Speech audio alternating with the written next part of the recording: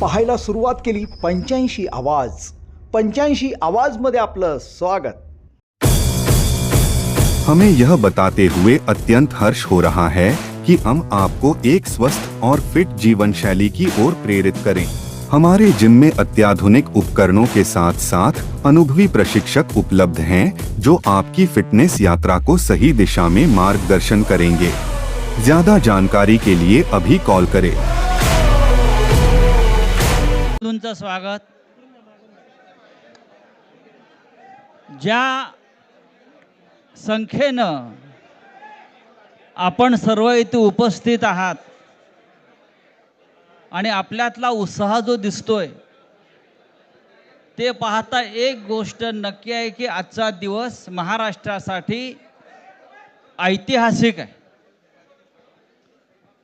सकाळी मी कोणाला तरी सांगितलं की आजच्या दिवसाचं महत्त्व काय आहे. संयुक्त महाराष्ट्राच्या लढ्यानंतर जो संयुक्त महाराष्ट्राचा मंगल कलश महाराष्ट्रामध्ये आला तो मराठी ऐक्याचा मंगल कलश होता. आणि आज पुन्हा एकदा हा मराठी ऐक्याचा मंगल कलश घेऊन सन्माननीय उद्धव ठाकरे आणि सन्माननीय राज ठाकरे आपल्या समोर आलेले आहेत. तोच आनंदाचा क्षण आज महाराष्ट्राच्या जीवनामध्ये आलेला आहे. मी अजिबात यापुढे काही बोलणार नाही. हाच मंगल कलश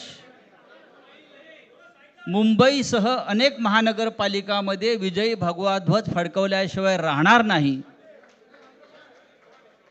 आणि या महाराष्ट्राला फक्त ठाकरेच नेतृत्व देऊ शकतात आणि महाराष्ट्र ठाकरेंच्याच मागे जाईल हे सांगणारी आजची पत्रकार परिषद आणि आजचा दिवस आहे. मी यापुढला सूत्र ही माननीय उद्धव ठाकरे व माननीय राज ठाकरे यांच्याकडे देतो.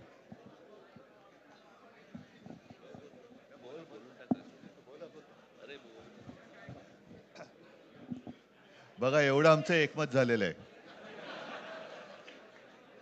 सर्वांचं स्वागत करतोय. आणि आता संजय राऊत यांनी संयुक्त महाराष्ट्राच्या लढ्याची आठवण करून दिली.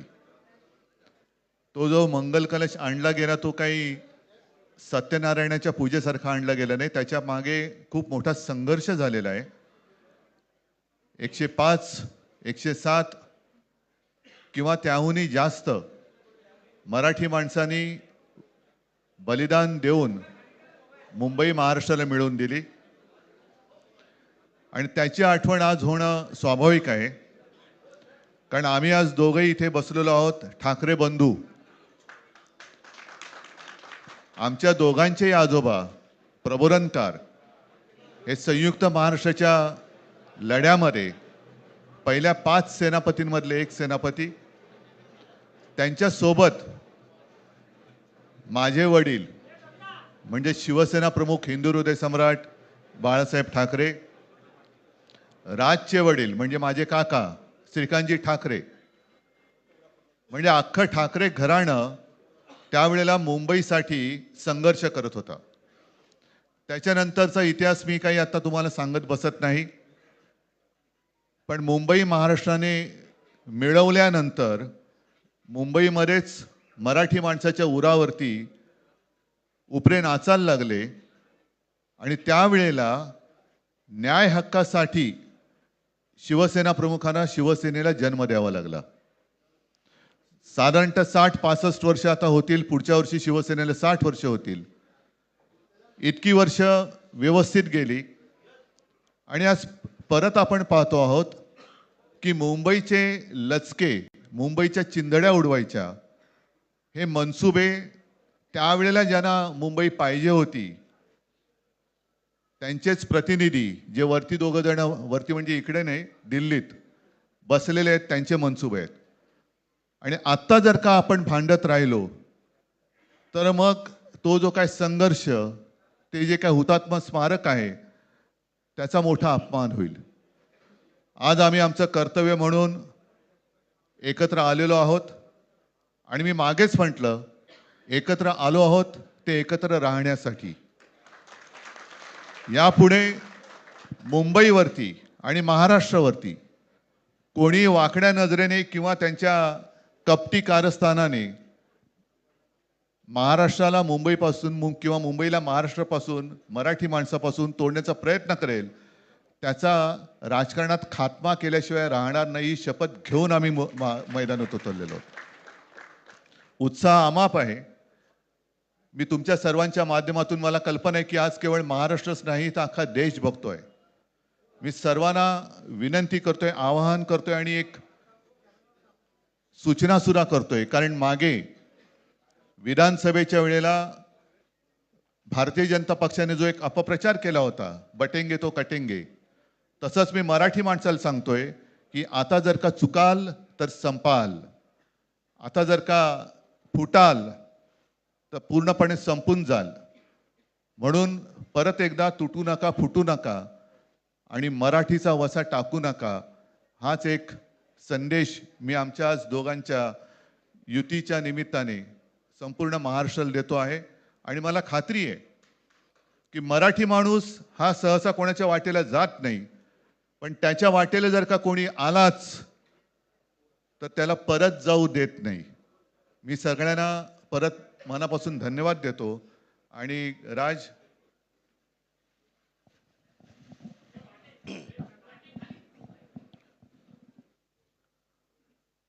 आपणा सर्वांचं मी मनपूर्वक स्वागत करतो.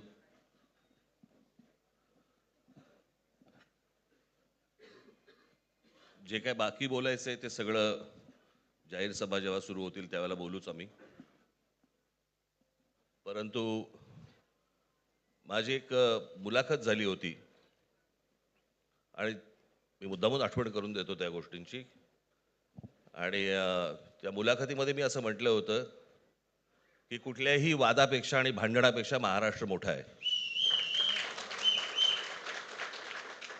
आणि मला असं वाटतं तिथून त्या आज आम्ही एकत्र येण्याची सुरुवात त्या वाक्यापासून झाली.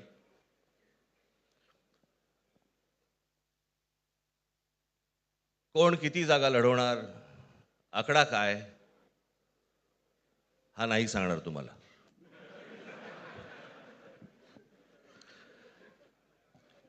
महाराष्ट्रामध्ये सध्या लहान मुलं पळवण्याची खूप टोळ्या फिरतायत. त्याच्यामध्ये 2 टोळ्या अजून जास्ती ॲड झालेल्या आहेत. ते राजकीय पक्षांमधली मुलं पळवतात. आणि जे निवडणुका लढवणार आहेत त्या लढवणाऱ्या सर्व उमेदवारांना दोन्ही पक्षांकडनं उमेदवारी दिली जाईल. ती कधी भरायची, केव्हा भरायची ते आपल्याला कळवलं जाईल. आज फक्त आपल्यासमोर एकच गोष्ट मी आपल्याला सांगू इच्छितो की बरेच दिवस याची प्रतीक्षा महाराष्ट्र करत होता. ती शिवसेना आणि महाराष्ट्र नवनिर्माण सेनेची युती झाली, हे आज आम्ही आपल्याला जाहीर करत आहोत.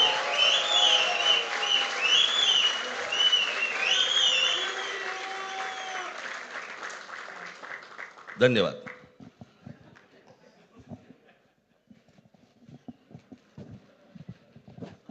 संपला ते बरं झालं. नाही, आकड्यांचा खेळ आता सांगायचं नाही.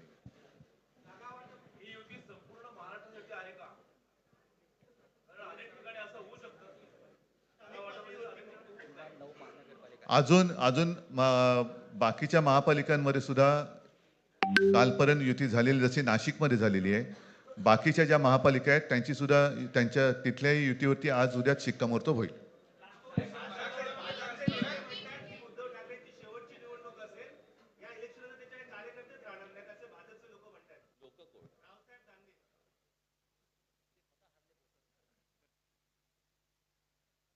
त्यांच्यावरती प्रतिक्रिया देण्याच्या तरी पातळीचे राहिलेत का ते? त्याला त्यांच्या पक्षात सुद्धा कोण विचारत नाही. मला असं वाटतं की उत्तर देवांना द्यावीत, दानवांना नाहीत.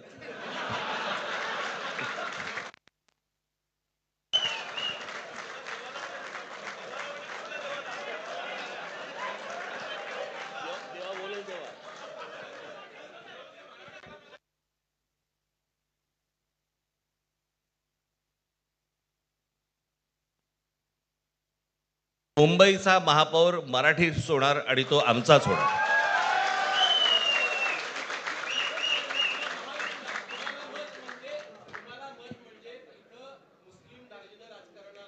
मला असं वाटतं की एक मुख्यमंत्र्यांचा व्हिडिओ पण फिरतोय ज्याच्यामध्ये ते अल्ला हाफिज असं बनलेत, बरोबर ना? तर या गोष्टी त्यांनी सांगू नयेत. माझ्याकडे खूप व्हिडिओज आहेत हं.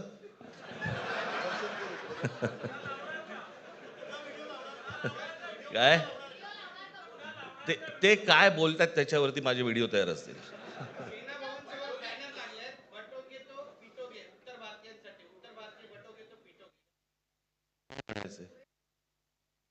काय म्हणायचं त्याच्यावरती? सगळ्यावर कसं बोलायचं रे?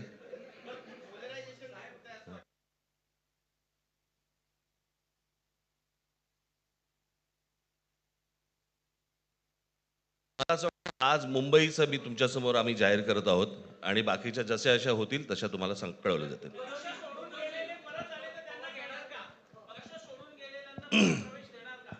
मग कोण गेलेत?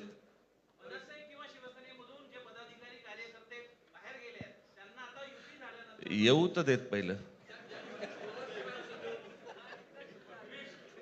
हे जरतर वरतीच खूप असतं सगळं.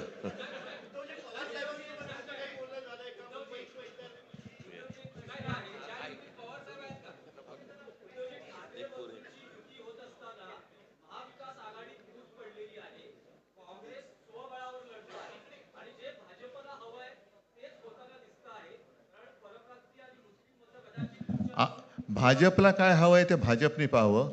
मराठी माणसाला काय पाहिजे ते आम्ही पाहतो.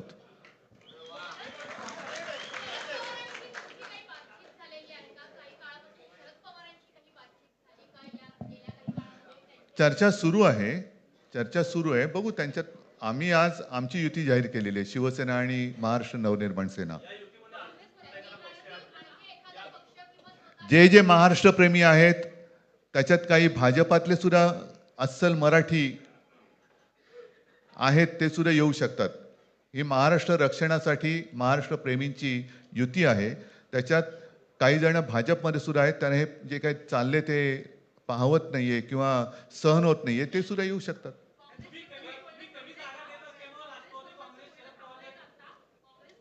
काँग्रेसने जर जाहीर केलं ना, हो मग आता म्हणजे आणखीन काय बोलायचं? तोडलं का तोडलं का?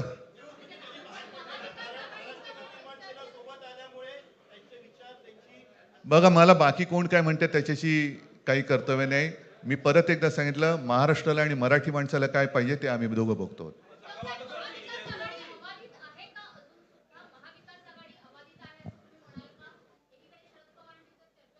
सगळे पक्ष बाहेर पडून आघाडी अबाधित आहे.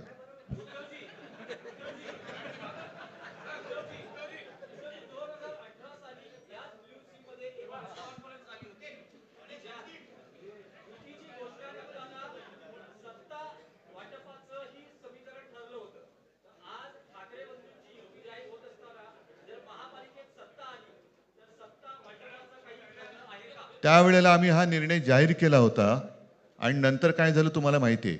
म्हणून आज आम्ही तो निर्णय जाहीर करत नाही आहोत.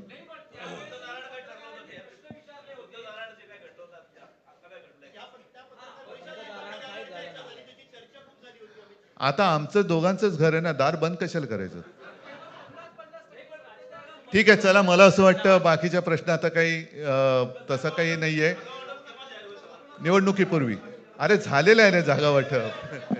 माझी निघताना फक्त एकच छोटी विनंती आहे. ज्यांचं मुंबईवरती, महाराष्ट्रावरती, मराठी माणसावरती प्रेम आहे, अशा सर्व माझ्या पत्रकार बांधवांना, भगिनींना माझी विनंती आहे की आमच्या पाठीमागे उभे राहा. धन्यवाद.